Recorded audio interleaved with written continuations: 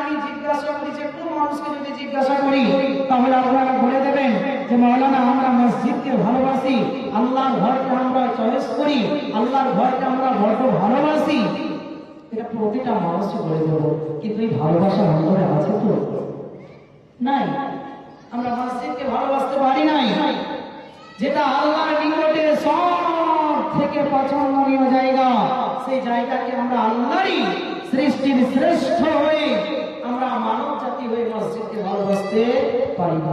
আসুন আল্লাহর নিকটে কেমন জায়গা মসজিদ শুনুন। হাদিসে নবী হযরত আবু হুরায়রা রাদিয়াল্লাহু তাআলা আনহু তিনি বর্ণনা করছেন, আল্লাহর নবীজি বলেন, আহাব্বুল বিলাদি ইলাল্লাহি মাসাজিদুহা ওয়া আবগাযুল বিলাদি ইলাল্লাহি আসওয়াকুহা। হাদিসে রাবি আবু হুরায়রা রাদিয়াল্লাহু তাআলা আনহু তিনি বর্ণনা করছেন, আল্লাহর নবীজি বলেন, আহাব্বুল বিলাদি ইলাল্লাহি মাসাজিদুহা।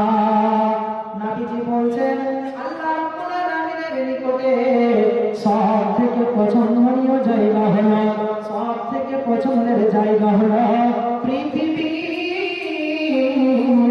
যতগুলো মসজিদ রয়েছে, এই মসজিদগুলো আল্লাহ রাব্বুল আলামিনের নিকটে সবথেকে পছন্দনীয় জায়গা।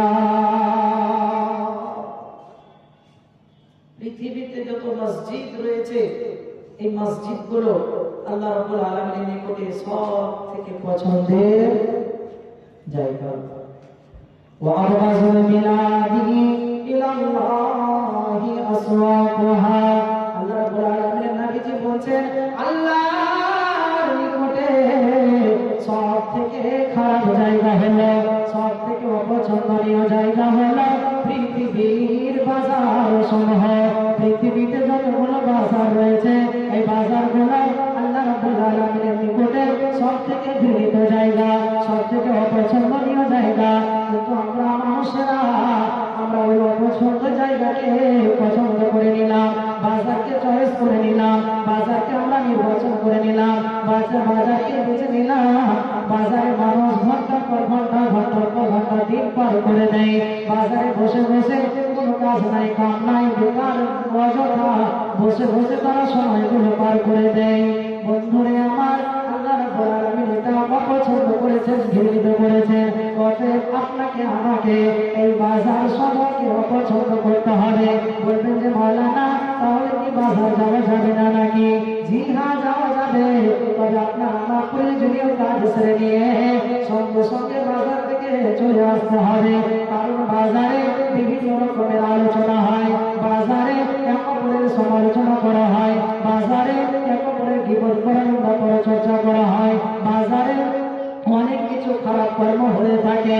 যার জন্য বাজারে বসে আড্ডা দেওয়া চলবে না, সঙ্গে সঙ্গে আপনাকে আমাকে উঠে চলে আসতে হবে, আমাদের প্রয়োজনীয় কাজকে সেরে নিয়ে চলে আসতে হবে। আল্লাহ রাব্বুল আলামিন এই বাজার সমূহকে অপছন্দ করেছে।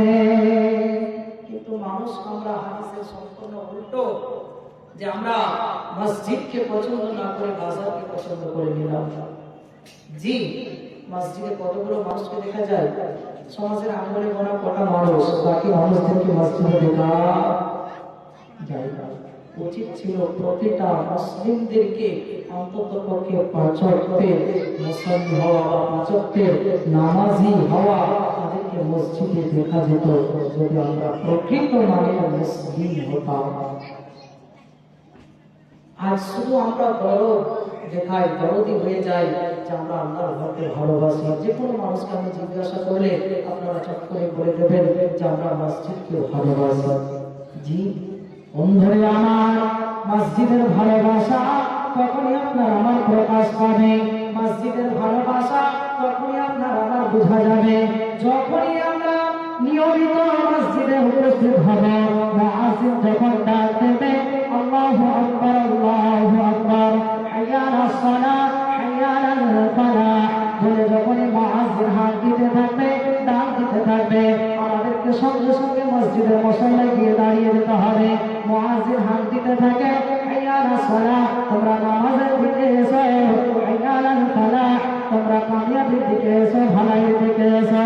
মুয়াজ্জিন তো ভালোর দিকে মানুষকে ডাকে, মুয়াজ্জিন তো মানুষদেরকে সলাতের দিকে আহ্বান করে, অথচ আমরা ওই মহান আল্লাহর ডাকে সারা দিয়ে উপস্থিত হতে পারলাম না। আল্লাহ মহান, আল্লাহ মহান এভাবে হাত দিতে থাকে। তোমরা মসজিদের দিকে এসো, কামিয়াবির দিকে এসো, ভালাইয়ের দিকে এসো। সমাজের হাজার হাজার মানুষেরা আমরা মসজিদে গিয়ে উপস্থিত হতে পারলাম না, আমরা নামাজ কায়েম করলাম না, আমরা নামাজই হলাম না। বন্ধুরে, কি করে আমাদের এই মসজিদ ভালোবাসি এটা প্রকাশ পায়, এটা শোভা পায় না। আপনার আমার মধ্যে এটা শোভা পাচ্ছে না যে আমরা মসজিদকে ভালোবাসি। যদি আমরা ভালোবাসতাম তাহলে নিয়মিত 5 ওয়াক্তের নামাজি হয়ে যেতাম। তখনই প্রকাশ পাবে যখন আপনাকে আমাকে মসজিদে